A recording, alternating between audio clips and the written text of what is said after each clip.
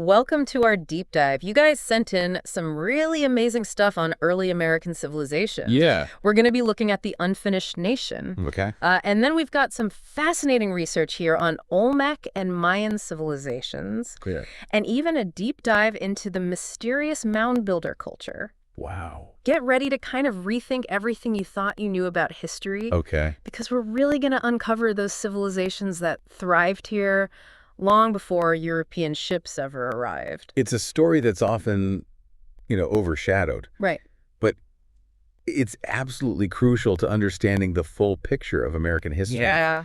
We tend to think of the Americas as this Right. vast empty space just waiting to be discovered, but the reality is far more complex and fascinating. It's like we're stepping into a time machine and rewriting the history books. Absolutely. Right. Let's rewind the clock thousands of years, Okay. back to a time when the Clovis people first crossed the Bering Strait. Okay.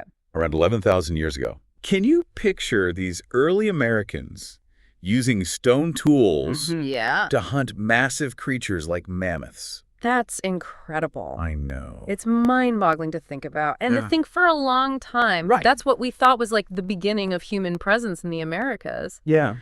But our sources hint at even earlier migrations, Yeah. even pre-Clovis settlements in South America. The story keeps getting more and more complex. Yeah. There's even some DNA evidence Oh, wow. suggesting possible European migration to the Americas long before Columbus. Europeans. No. Now that's a real twist. Right. So much for that simple Bering Strait narrative. Exactly. It seems like the Americas have always been a crossroads of cultures and migrations. Yeah. But let's get back to the Clovis people for a moment. Okay. They were really just the first chapter in a long and fascinating story. Exactly. Oh, yeah. After the Clovis came the Archaic period. Okay. Starting around 8000 BC, this is where we see early farming techniques emerging, along with more specialized tools. Wow. It's the foundation upon which later civilizations will be built. So we've got these early Americans adapting to this new world, Yeah. figuring out how to survive and thrive. Yeah. And it's out of this archaic period that some truly remarkable cultures begin to emerge. Yes. I'm particularly intrigued by those mysterious Olmec heads mentioned in our research. Okay. What can you tell us about them? The Olmec, Yeah. often called the mother culture of Mesoamerica, Okay. they thrived between 1200 and 400 BC. Okay. These were sophisticated people building pyramids, carving those colossal stone heads. It's like something straight out of an Indiana Jones movie. Right. These massive stone heads staring out from the jungle. Yeah. What was their purpose? Will Well, we even know? Their exact meaning is still debated, Okay.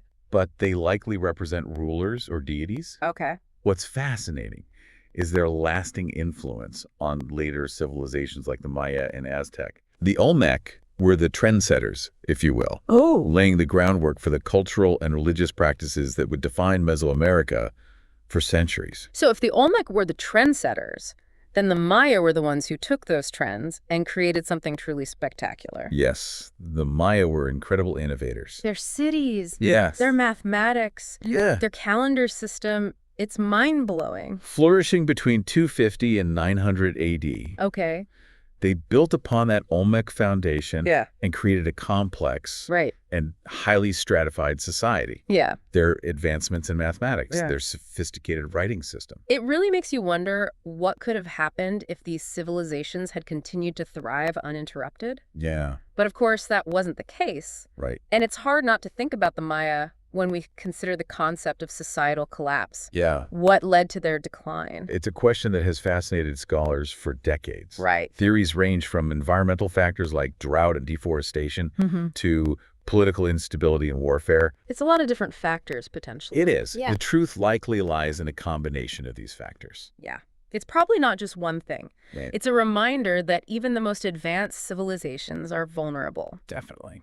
Speaking of advanced civilizations, we can't forget about the Aztecs. Oh, yeah. They built an empire that stretched across Mesoamerica, They were masters of organization and expansion. and they had a reputation both for their advancements and their practices. Yeah. Their capital, Tenochtitlan, was a magnificent city built on a lake. A city built on a lake. Imagine that. I can just picture it. A bustling metropolis with canals and causeways, Wow! palaces and temples. But they also had a darker side, right? Yeah. I'm thinking of the stories about human sacrifice. Human sacrifice was a central part of their religious practices, Right.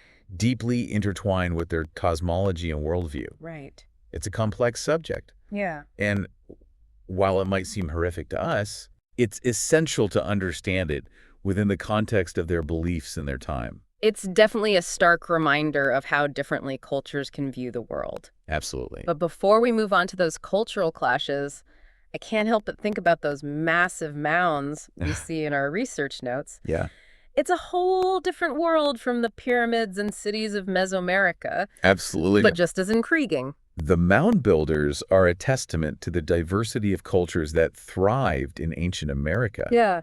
For thousands of years, they constructed these monumental earthworks stretching across the eastern half of the continent. And we're not just talking burial mounds. No. These were complex structures often used for ceremonies, gatherings, and even astronomical observation. Exact. And we can't talk about the mound builders without mentioning Cahokia, Right. a massive city right here in what's now Illinois. It's hard to imagine a thriving metropolis in the heartland of America long before any European settlements. It challenges our preconceptions of what civilization looked like in ancient America. Absolutely. At its peak around 1100 AD, it was home to tens of thousands of people. Yeah. It had a complex social structure, a vibrant trade network, and impressive architectural feats. It did. It's fascinating to think about how these different cultures interacted and influenced each other. It is. We've got these mound-building societies in the East, complex civilizations in Mesoamerica, and then, of course, the diverse cultures of the Eastern woodlands and the Southwest. The Eastern woodlands were home to hundreds of tribes Wow. with diverse languages, customs, and ways of life. Okay. One group that stands out is the Iroquois Confederacy. Okay. 5 nations united in a sophisticated political system that was quite different from anything in Europe at the time. Different how? Well, for one thing, power was distributed among the different nations, Okay. with a focus on consensus building and shared decision-making. That's very different. Yeah. Yeah. Women held significant influence, playing key roles in political and social life. It was a model of governance that would later influence thinkers like Benjamin Franklin and Thomas Jefferson. Wow. Yeah. So we've got the Iroquois Confederacy in the East, a testament to indigenous political innovation. Exact. And then in the Southwest, we have the Pueblo peoples, masters of adaptation and resilience in a challenging environment. The Pueblo people are renowned for their remarkable architecture. Especially those breathtaking cliff dwellings. Yeah, think about Mesa Verde, for example. Oh, yeah. These structures weren't just homes. Right. They were intricate communities carved into the cliffsides, reflecting a deep connection to the land and a mastery of their surroundings. It's incredible how adaptable these cultures were thriving in such diverse environments. know. From the lush forests of the East to the arid deserts of the Southwest. Yeah. And it's this rich tapestry of cultures, these unique worldviews, It is. that sets the stage for what's coming next. Uh-oh. The arrival of Europeans. And with that arrival, a whole new chapter begins in the story of the Americas. Oh, A chapter marked by both opportunity and conflict exchange and exploitation. right. It's a story that will reshape the continent and leave lasting legacies that we still grapple with today. Wow. Yeah. We left off with the arrival of Europeans in the Americas. Talk about a clash of cultures.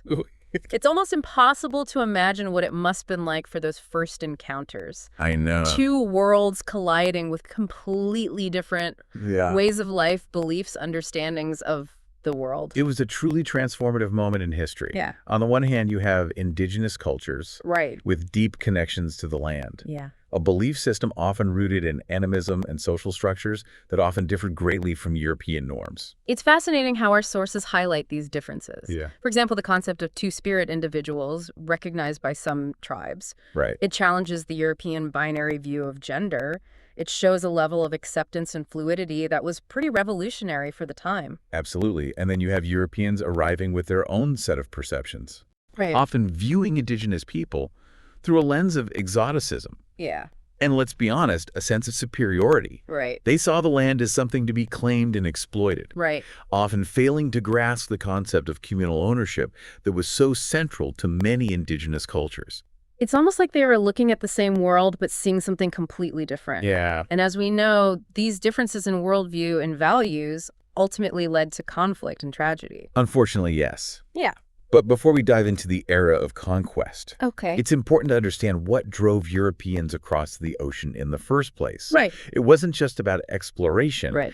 It was about economics power and the relentless pursuit of wealth. It was the age of exploration. Exactly. That quest for spices, for gold, for new trade routes that could break the existing monopolies and bring unimaginable riches. Yes. It's a story of ambition, but also of greed and the desire for control. Think about it. In the 14th and 15th centuries, spices like pepper, cinnamon, cloves were worth more than their weight in gold. Wow. European powers were desperate to find a sea route to the east, Right. to bypass the established trade networks controlled by the Ottomans and the Venetians. So it was a race for riches, a competition for global dominance. Yeah. And if I remember correctly, it was Portugal that took the early lead in this race. Portugal was definitely the front runner. Okay. They were the pioneers of maritime exploration, pushing further and further down the coast of Africa, Wow. driven by a thirst for gold, the slave trade, and that almost mythical quest for a Christian kingdom in the east. Prester John. They were pushing the boundaries of the known world. Yeah. But wasn't there also this underlying fear of the unknown? Oh, absolutely. I mean, sailing into uncharted waters must have been terrifying. There were all sorts of myths and legends about sea monsters and uncharted territories. Yeah. But the allure of wealth and the desire for glory were powerful motivators. Right. And then, of course, there's Bartholomew Dias rounding the Cape of Good Hope in 1488, opening the way for Vasco da Gama to reach India just a few years later. Talk about a game changer. I know. Reaching India by sea completely revolutionized trade It did. and set the stage for European expansion into the East. Yeah. But let's not forget about Ferdinand Magellan's epic voyage, Oh, yeah. the first to circumnavigate the globe. Incredible. It's hard to overstate the significance of that achievement. Magellan's voyage in 1519 was a monumental feat of navigation and exploration. Yeah. It proved once and for all that the Earth was round Wow. and opened up the vast Pacific Ocean to European ambitions. It really was a turning point in our understanding of the world. So we've got Portugal making waves in the East, the world suddenly feeling a whole lot smaller thanks to Magellan. Yeah. But where does Spain fit into all of this? They were a bit late to the party, weren't they? They might have been late, Yeah. but they certainly made a grand entrance. Okay. And it all started with Christopher Columbus, a man driven by a vision, a belief that he could reach the East by sailing west. Columbus, the man who discovered America. Right. But of course, we know that the story is far more complicated than that. Yeah. Indigenous people had been living in the Americas for thousands of years before Columbus arrived on the scene. Exactly. Columbus's voyages, while significant, Yeah. should not overshadow the long and rich history of indigenous America. Right. And in fact, his arrival, while intended to open a new road to the east, Right. had a far more profound impact than he could have ever imagined. He stumbles upon the Caribbean thinking he's reached the Indies and sets in motion a chain of events that will forever change the course of history. His voyages marked the beginning of what we call the Columbian Exchange. The Columbian Exchange. Yes. We've got it highlighted in our sources, so it must be a pretty big deal. What exactly was being exchanged? Imagine horses, cattle, and pigs being introduced to the Americas, Okay. while potatoes, corn tomatoes, and even chocolate make their way to Europe. It's a culinary revolution that transforms diets on both sides of the Atlantic. Wait, so some of our most common foods today originated in the Americas. I know, it's fascinating, isn't it? I never really thought about it that way. Yeah. It's amazing how this exchange has shaped our world, even our dinner plates. It's a testament to the interconnectedness of history. But as you mentioned, there's also a darker side to this exchange. Yeah. Disease, Unfortunately. European diseases like smallpox, measles, influenza had a devastating impact on indigenous populations. Yeah, they had no immunity to them. It's a tragic consequence, a reminder of the unintended consequences of contact between cultures. Absolutely. The population decline caused by these diseases was catastrophic, It was. and it paved the way for European conquest and exploitation. Sadly, that's true. The weakened indigenous populations were often unable to resist the encroachment of European powers. Right. And the introduction of these diseases played a significant role in shifting the balance of power. So the stage is set for the era of conquest. Yeah. We've got Spain eager to exploit the riches of the Americas' indigenous populations weakened by disease, Right. and a complex web of alliances and rivalries that will be exploited by the conquistadors. And it's in this context that we see the dramatic story of Hernán Cortés and the fall of the Aztec Empire. Cortés and the Aztecs, it's one of those stories that captures the imagination. A tale of ambition, betrayal, and the clash of civilizations. I'm ready to hear how it all went down. Well, picture this. It's November 1519, and Cortés and his band of conquistadors, just a few hundred men, arrive in Tenochtitlan, the magnificent capital of the Aztec Empire. Like, hold on, just a few hundred men? Yeah. They took down an entire empire with such a small force? I know it seems impossible. It does. But Cortés was a master strategist, a cunning manipulator who knew how to exploit existing tensions within the empire. Okay. He quickly realized that the Aztecs, while powerful, had many enemies who resented their rule. So it wasn't just a brute force conquest. No. It was a more nuanced game of alliances and manipulation. Who were these enemies of the Aztecs that Cortés was able to exploit? The most notable were the Tlaxcalans, Okay. a powerful indigenous group who had long resisted Aztec domination. Okay. They saw an opportunity to overthrow their oppressors and allied themselves with the Spanish. I can see how that would have been a strategic move for the Tlaxcalans. Right. But it's also a reminder of the complexities of these encounters. Yeah. It wasn't just Europeans versus indigenous people. Right. There were internal conflicts and power struggles within indigenous communities that played a significant role in the unfolding events. You're absolutely right. And it's important to remember that individual indigenous people made choices based on their own circumstances and motivations. Right. Sometimes aligning with the Spanish, sometimes resisting them. There was no single indigenous perspective or experience during this period. It's a reminder that history is never simple, that there are always multiple perspectives and motivations at play. But let's get back to Cortés and his arrival in Tenochtitlan. I'm curious about how the Aztecs reacted to these strange newcomers with the horses and their powerful weapons. It was a moment of both wonder and apprehension. Yeah. The Aztecs, led by their emperor Moctezuma II, were both intrigued and unsettled by the arrival of these bearded men with their thundersticks and their strange animals. Horses. Imagine seeing a horse for the first time. It must have been a truly awe-inspiring, perhaps even terrifying experience. I know. Did Moctezuma see the Spanish as a threat or as potential allies? That's a question that historians continue to debate. Okay.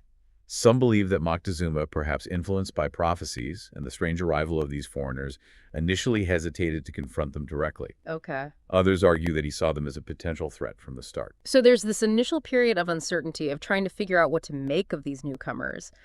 But I'm guessing things didn't stay peaceful for long. You're right, tensions escalated. Yeah. Fueled by cultural misunderstandings, Spanish greed for gold, and growing resentment among the Aztec population towards these outsiders, and eventually these tensions boiled over into open conflict. So what happened? Did the Aztecs try to drive the Spanish out? They did. There was a fierce uprising known as La Noche Triste, the Night of Sorrows, in June 1520. Okay. The Aztecs attacked the Spanish, forcing them to flee the city under cover of darkness. Cortés lost many men and much of his treasure during this chaotic retreat. So the mighty Cortés defeated and forced to flee. Yeah. It's a reminder that even the most ambitious conquests don't always go according to plan. Did this setback deter him? Not at all. It only fueled his determination. Okay. Cortés regrouped, strengthened his alliances with the Tlaxcalans and other indigenous groups, and began planning his revenge. So it's back to the drawing board for Cortés. What was his strategy for retaking Tenochtitlan? He knew that a direct assault would be costly, so he decided to lay siege to the city. Yeah, he had his men build brigantine small warships to control the lake surrounding Tenochtitlan, cutting off supplies and reinforcements. A siege. It must have been a brutal and desperate time for the people trapped inside the city. It was a horrific experience. The Spanish bombardment, coupled with the spread of disease, weakened the Aztec defenses. Food and water became scarce, and the city was ravaged by famine and illness. It's hard to imagine the suffering endured by the people of Tenochtitlan during that siege. How long did it last? The siege dragged on for months, a relentless and bloody affair. Finally, in August 1521, the Spanish forces, aided by their indigenous allies, broke through the Aztec defenses and captured the city. The fall of Tenochtitlan, a pivotal moment in history. It marks the end of the Aztec Empire and the beginning of Spanish colonial rule in Mexico. But what happened to the people of Tenochtitlan? What became of their culture, their way of life? That's where our story takes another turn, with the fall of the Aztec Empire. A new chapter begins the era of Spanish colonialism. It's a complex and often brutal period marked by exploitation, cultural clashes, and the emergence of a new social order. So we've witnessed the dramatic fall of an empire. Now we're about to enter a new phase, a phase that will reshape the Americas and leave lasting legacies that we still feel today. So let's start, I guess, with like this system of land grants the encomienda system. Yeah. This is how like the Spanish crown was trying to like, you know, grab control Establish a foothold. of these, vast territories. Yeah. And on the surface, it almost sounds, Well-intentioned. yeah, like Fine. almost nice. you Yeah, know? there's this element of like, we're going to take care of you, but it's like at what cost? Right, exactly. Yeah. So break it down for us. Like, how did this whole encomienda thing actually work? Okay, so you've got these conquistadors, right? Mhm. And Spanish officials, and they're granted these big chunks of land, and they called them repartimientos. Repartimientos. Yeah. And the indigenous people who are already living on that land, Oh, boy. they're expected to provide tribute. Okay. Could be labor, gold, silver, whatever the land produced. Makes sense. I mean, that's It's like yeah. kind of, how these things go. But Yeah, but there's a twist. yeah, it's always a twist. Right. So in exchange, the encomendero, that's the person who got the land grant. The encomendero. They were supposed to be responsible for the indigenous people's well-being. Okay. And like, get this, their conversion to Christianity. Whoa, okay. So land grants come with mandatory religious conversion. Pretty much. That's not something you usually see in, like, European feudalism or whatever. No, it's definitely a unique element of the Spanish colonial system. So was it, like, really about, like, care? Or was this just a clever way to kind of... Masking exploitation. Yeah. I mean, you can see how the Spanish crown might have spun it as a benevolent act. Right, we're civilizing these people. Right, bringing them into the fold. Yeah. Yeah. But honestly, it's hard for me to, like, to wrap my head around what their real intentions were. Yeah, I mean, think about it. You're an indigenous person living on this land, and suddenly some guy shows up and says, hey, not only do I own this land now, but I own your labor, and oh, by the way, you need to convert to my religion. Yeah, I can see how that wouldn't go over so well. It was a massive power imbalance. Total power imbalance. And while, some encomenderos may have been, like, genuinely paternalistic and, like, believed in this, like, duty to care for the people, Sure. the system itself just created so many opportunities for abuse. Oh, yeah, absolutely. And it wasn't just about land and labor, right? There was this whole other layer of control with the racial classifications. Oh, yeah, the pasta paintings. Yeah, tell us about those. So basically, you've got these 18th century paintings, mostly from Mexico and Peru. And they were an attempt to, like, categorize the crazy mix of people in these societies. Right, because you had Europeans, you had indigenous people, you had Africans. Exactly. All these different groups interacting, intermarrying. And the Spanish were obsessed with, like, putting everyone in their place. Right. They were trying to impose order on this, like, very fluid and complex reality. So how many different racial categories did they come up with? 16. 16. I knew there were a lot, but... It's mind-boggling. Wow. Were there any that, like, really stood out, like that had a big impact on, like, social standing or how people were treated? Oh, yeah, definitely. Take Morisco, for example. That one describes someone of Spanish and indigenous ancestry. Okay. But somewhere down the line, they had a Muslim ancestor. Interesting. It shows you how the Costa system wasn't just about, like, race, but also religion. Right. And how deep this fear of the other ran in Spanish colonial society. That's fascinating, though, because, like, even with all those categories, it still didn't really work, right? No, not at all. Like, I mean, it seems like it was more trouble than it was worth. Way too complicated. I mean, Yeah. people were constantly moving around. Relationships were fluid. Reality just refused to be squeezed into these neat little boxes. Right. So eventually it kind of like boiled down to the 5 major categories. Okay. So you had Español, or white, Indio or Indian, Mestizo for white and Indian mix, and Negro or black, and Mulatto for white and black. Right. Those are kind of the ones that, like, stuck around, right? Exactly. So in a way, it's almost like these Costa paintings are like a snapshot Yeah. of, like, a society trying so hard to, like, impose order on something that was just constantly changing. It's this visual record of the tension between this, like, rigid hierarchy they were trying to create and Yeah. the messy reality of everyday life. Right. Yeah. It's, like, fascinating. And, I mean, it makes you think about, like, how much of that struggle... Is still playing out today. Yeah, it's still... Yeah, exactly. Right. Like, Latin American societies are still dealing with the legacies of colonialism. Oh, yeah. And these questions of race and identity are super complex and deeply rooted in this period. Absolutely. And speaking of, like, challenging the status quo, Yeah. That brings us to Bartolomé de las Casas. Oh, Las Casas. I mean, this is a guy who, like, really stood up and said no, you know, Yeah. to the injustices that were happening to the indigenous people. Yeah, he was a Spanish friar, right? Yeah. And he became this, like, really outspoken advocate for indigenous rights. Because he was right there in the thick of it. He was. He saw it all firsthand. Yeah. And he wasn't afraid to call out the brutality of the conquistadors. And this wasn't just some, like, outsider critique, right? This was a Spaniard, Right. like, you know, a man of the cloth. Yeah. Calling out his own people. Exactly. And it's not just talk. He wrote this powerful book called A Short Account of the Destruction of the Indies. I mean, that title alone, you know. Right. Pretty intense. He published it in 1542. Okay. And it just exposed the horrors that were happening. I mean, that must have caused a huge uproar. Oh, it did. Like, you know, it seems like his work would have been, like, directly challenging the whole colonial project. It challenged the very foundation of what the Spanish were doing. And did it, like, lead to any real change? Well, it definitely contributed to reforms, like the new laws of 1542. Oh, right, the new laws. Which on paper, at least, seem pretty revolutionary. Okay, like, what do they say?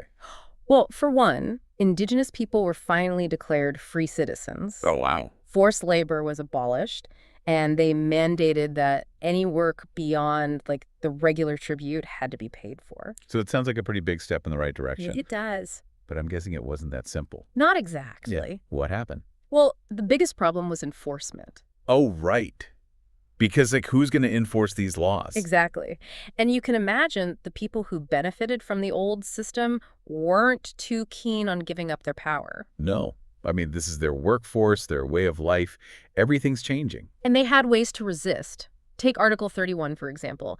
It prohibited using indigenous people as personal servants. Okay. But domestic servitude was, like, built into the fabric of colonial society. Right, everyone had servants. So that article alone caused a ton of pushback. It's like trying to, like, suddenly change, like, a fundamental part of how society functions. Right, and it all kind of came to a head with the rebellion in Peru in 1546. Oh, wow. So these new laws, even though they were, you know, meant to protect the indigenous people, On paper, yeah. they actually, like, sparked even more conflict. Well, they exposed the deep divisions within colonial society. And it makes you wonder, right? Yeah. Like, were these laws really meant to help the indigenous people? Or were they just a way to, like, control the dissent? Yeah, a way to keep a lid on things while still maintaining the overall power structure. It's like, were they genuine or just a, you know, a PR move? Exactly. What do you think? Honestly, I think it's probably a bit of both. Okay, yeah. On one hand, the laws did lead to some improvements, even if they were hard to enforce. Right. But on the other hand, they also helped the Spanish crown by, like, calming things down. Yeah. Preventing more uprisings that could threaten their control. That's so interesting how something that seems so well-intentioned can also be, like, you know, calculated at the same time. Yeah, it shows the complexity of this period. Right. You know, it's not always black and white, good guys and bad guys. You're right. While the Spanish were consolidating their control in the south, other European powers were making their mark further north. The English, the French, even the Dutch were all vying for a piece of the New World, each with their own motivations and approaches to colonization. It's like a whole new game is starting with different players and different strategies. So let's shift our focus northward and explore these other colonial encounters. First up, the English. They were a bit late to the party, weren't they? They were. While Spain and Portugal were already establishing empires, England was dealing with its own internal struggles and a rather tumultuous relationship with the Catholic Church. So they had their hands full back home, but eventually they set their sights on the New World. What was their first move? Their first foray into North America was in 1497, when John Cabot, an Italian explorer sailing under the English flag, explored the northeastern coast. He was searching for a northwest passage to Asia, just like many other explorers of the time. Always looking for that shortcut to the riches of the East. But unlike the Spanish, they didn't immediately rush to establish colonies, did they? No, they didn't. It took almost a century for England to make a serious attempt at establishing permanent settlements in North America, and their experience in colonizing Ireland played a significant role in shaping their approach. That's an interesting connection, what happened in Ireland that influenced their colonial ventures across the Atlantic. England's colonization of Ireland was marked by conflict and a deliberate effort to establish a separate English society distinct from the native Irish population. They brought this idea of separation of distinct societies with them to North America. So they weren't necessarily looking to integrate or intermix with the native populations they encountered in the New World. They wanted to create their own separate English enclaves. Exactly. But before we delve deeper into those early English settlements, we need to address one of the most enduring mysteries of early American history, the lost colony of Roanoke. Oh yes, Roanoke. It's a story that sends chills down my spine. A whole colony disappearing without a trace. It sounds like something out of a horror movie. What do we know about what happened? In 1587, John White led a group of colonists to Roanoke Island with high hopes of establishing a permanent English settlement. He had to return to England for supplies, but was delayed for 3 years due to the war with Spain. 3 years? I can't imagine leaving a colony to fend for itself for that long. What did he find when he returned? He found an abandoned settlement. The colonists had vanished. There were no signs of struggle, no bodies, just a single word carved into a post, Croatoan. Croatoan, it's such a haunting clue. What do you think happened to them? It's a mystery that continues to baffle historians. Some theories suggest they assimilated with a local tribe. Others speculate about disease starvation or even attacks by hostile groups. We may never know for sure what became of the lost colonists of Roanoke. It's a reminder that history is full of unanswered questions, mysteries that continue to intrigue us centuries later. But the mystery of Roanoke didn't deter English ambitions in the New World, did it? Not at all. In the early 17th century, they began establishing more permanent settlements like Jamestown in 1607 and Plymouth in 1620. These colonies, with their focus on agriculture trade and a growing desire for land, would lay the foundation for what would become the United States. So the English are starting to gain a foothold in North America, but what about the French? They were also active explorers and colonizers during this period, right? Absolutely. The French were also exploring and establishing settlements in North America, particularly in what is now Canada. Yeah. They had a different approach to colonization, one that was often more focused on trade and alliances with indigenous peoples. So a less confrontational approach than the English. They weren't necessarily seeking to push out or separate from the native populations. Yes, that's a good observation. The French, especially through their Jesuit missions, sought to convert indigenous people to Christianity, but they also engaged in extensive trade networks and formed important alliances with various tribes. They learned indigenous languages and adapted to the local ways of life to a greater extent than the English. It sounds like their relationship with indigenous people was more complex, perhaps more nuanced than the English approach of separation. What were some of the key figures and settlements in this early French colonial period? Well, you have explorers like Giovanni de Verrazzano, who mapped the North American coast in the early 16th century. Then you have Samuel de Champlain, who founded Quebec in 1608. He established strong ties with the Huron and Algonquin tribes, forging alliances that would prove crucial in the fur trade and in conflicts with other European powers. So the French are focused on trade, particularly the fur trade, and they're building relationships with indigenous peoples. It's a different dynamic than what we see with the English colonies further south. Were there any other European powers involved in this early colonial scramble for North America? We can't forget about the Dutch. They established a presence in the early 17th century, primarily focused on trade.